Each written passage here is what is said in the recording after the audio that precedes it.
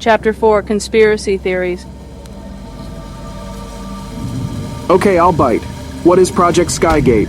Asked Joel as they piled into his small, cluttered car, an old Ford Mustang that he had inherited from his dad. Thunderclouds roared in the distance as Joel squinted to see the freshly saturated road. Even though it was still early afternoon, seeing it was getting difficult. Rachel, Joel, and Davy were glad to have some distance between their car and the baseball field after their strange encounter. Caleb and Levi kept looking back toward their dad, Officer Bill, as a hint of worry crept over their faces. Davy opened his mouth in reply, but Rachel interjected. Did you guys ever call your parents? They must be worried by now. Rachel said, ready to change the subject. Phone hasn't worked right since our encounter, said Joel with a shrug. I'm sure they're worried, but they know I was going to pick up Davy at his game so Mom could make supper and clean the house for Easter and Passover. Joel paused for a moment and glanced in the rearview mirror. What were you saying, Davy? Davy beamed. Project Skygate is centered on a new technology where they can project images into the sky. Some people are trying to make a business of creating wars by projecting UFOs. Other people eventually want to project God's little g, of course, from every religion into the sky, merge them into one, and convince the world that all religions are the same. So like the one-world religious system predicted in Daniel's prophecies from the Bible? Joel asked with interest. Exactly, said Davy. The city that appeared looks nothing like the heaven described in the Bible, though, Joel observed. You mean with all of the animals getting along like the lion and the lamb? Asked Levi, his nose wrinkled in confusion. He's probably talking about the golden streets from the New Testament, said Caleb. We're not allowed to talk about that stuff at home, but it doesn't bother me. Go on. Joel raised his eyebrows. He knew his friend's parents were still practicing Orthodox Jews, much like his and Davy's dad.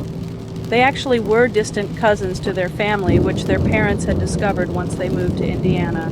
When Caleb and Levi were not around their parents, they often exchanged their kippas for baseball caps. Isn't Daniel the one to predict the Antichrist in the Old Testament? Asked Rachel. Yes, or the Tanakh, as Dad calls it. Joel said. He might go berserk if one of us called it the Old Testament in front of him. What does your mom call it then? Asked Rachel. She refers to it as the Hebrew Bible. It's the same sacred writings to all of us, so I don't see the big deal. Davy said. I've heard of Project Skygate before, but it's just another one of those conspiracy theories on the internet, said Rachel. Besides, who are those people trying to project a one-world messiah, Davy? Let me guess. The AI? Davy shook his head and pointed at her knowingly. Rachel smirked. I figured. My parents always hear about that stuff in their line of work. He sounds just like Levi, said Caleb with a grin and a playful jab at Levi's ribs. Why are you smiling? Levi said as he brushed off his brother playfully. Is that a plastic smile? They both grinned at their inside joke that they liked to use when people faked their smiles. Davy is right about those people. They call themselves the artificial intellectuals. They are the leaders in charge of the whole AI organization. He exchanged a perceptive glance with Davy. Couldn't NASA easily pull off something like this with today's technology, though? Joel asked. I suppose they could, but why would they want to do that? Asked Rachel. A lot of them don't even have a religion. Most of my parents' associates from their work in physics are atheists. In fact, they have worked with NASA before. There isn't any conspiracy theory that we haven't heard. Do they still work with them? Davy asked. No, they transferred to another location within their organization called PRISM. They're living in Israel now, temporarily. Just then, bright lights quickly approached from behind, piercing through the foggy rain.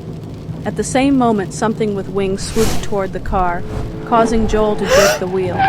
Rachel gasped, but Joel maintained control despite the heavy downpour. He glanced in his rearview mirror to ensure they would not get rear-ended, but the lights were no longer there. What was that, an owl out before dark?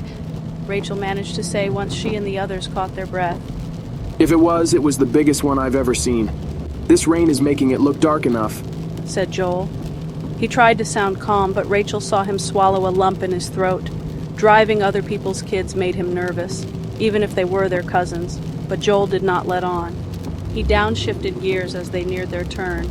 Joel eyed the dark, rickety barn slanting through the torrential downpour, their only landmark for Gershom Lane. He turned into the gravel driveway. Here's your stop, boys. Joel said to Caleb and Levi. They quickly put on their kippas as Joel pulled to a stop. Thanks, guys. Said the boys as they trudged through the puddles to their doorway. Joel waved as they saw their mother, Susie, standing at the entrance, looking perturbed. Joel backed up and pulled away toward their own house about a mile down the country lane. Since when have your parents been in Israel? I thought they were still in Texas. Said Joel. It was a few months ago, I guess. Said Rachel. They went to France to celebrate their anniversary, but decided to relocate there. This week, they are in Israel. I've almost given up on figuring out where they are. They honestly act like two teenagers. I'm more like the parent these days. Rachel paused to look out the window, although only barren fields were on either side of the car. She opened her locket to peek at a picture of herself with her parents when she was a child, wishing she could return to those days. I'm sorry, Rachel, said Joel. Rachel straightened, tucking one of her brown tresses behind her ear. It's okay. They were kind enough to adopt me, but I guess they grew tired of their pet after a while. But hey, I've got the house to myself and manage their vacay spot back here in good old Indiana, right? Davy looked down quietly. Joel glanced at her in concern, but despite the calming of the rain, he strained to see through the windshield in the gray, foggy drizzle. Gee, Rachel, you're welcome to spend Easter with us if you want, said Davy. Rachel jumbled Davy's hair. Gee, I've always wanted a little bro just like you, she said in a high-pitched baby voice. Ha ha, very funny, Davy said. That's a great idea, Davy. We can all celebrate Easter and Passover at our parents' house. 2 holidays in one. It will be over a whole week of celebration. Joel attempted to lighten the mood. Now that Rachel was old enough to live on her own, she hardly ever saw her parents. At one point, their scientific research had brought them to work at a local naval base, which is why they came to Indiana a few years ago. However, they eventually returned to their big-time jobs as physicists at PRISM, or the Primary Research Institute of Space and Matter, an organization they had worked with throughout their careers. It was the first time her parents missed a family holiday, even if they were celebrating their anniversary. Thanks, that sounds great, said Rachel. Joel patted her leg as his clunky car pulled into his parents' narrow driveway. Hey, bro, we'll have to tell Mom and Dad all about the big news they missed. Mom will be even more upset about missing my game now, said Davy. Joel and Davy's mom came running out. Although she was getting older, she had no trouble moving in a hurry when she had a mind to do so. I've been worried sick. We've seen it all over the news. I've tried calling, and your dad has gone looking for you. I'm sorry, Mom. Our signal went out. She ran and embraced Joel and Davy before Joel could finish. Rachel could see the worry on her face. Lydia closed her eyes tightly as she hugged her boys. I'm just glad to have you home. I've been so worried about you traveling the country with your internship, and now this. We can't even go outside without worrying about being invaded from above, said Lydia, looking up wide-eyed and apprehensive. I told him he should have just stayed home months ago, and now he has the biggest story in Indiana. Davy grinned and patted Joel's shoulder. It's great to be home, Mom, said Joel, glad to be back after nearly finishing another semester. We are okay. Everything is fine. We just have to trust in God to keep us all safe, as I keep reminding myself, said Lydia. She looked at Rachel and hugged her as well. Rachel, you look more beautiful than ever. Come on inside before you all get sick in this rain. Sweetie, you live right down the road. You don't have to wait until Joel gets home to visit us. You're welcome here any time. Thanks, Mrs. Cohen. Rachel smiled sheepishly as they all stepped inside the house. It looked the same as always, but Lydia had decked it out this time. The living room was spotless, with a Bible on the side table, and the TV was running Joel and Rachel's campus news coverage for the day. Across from the living room, Lydia had adorned the dining room table with decorations centered with the Star of David to commemorate Passover. A mixture of aromas filled the air, including the salty smell of salmon patties, crispy matzah, and sweet chocolate cake, among many other things. All of the boys' home-cooked favorites. However, Davy looked suspiciously at the salmon patties and remembered that the fishy smell was not his favorite. Despite food shortages, the Cohens always managed to have food on the table.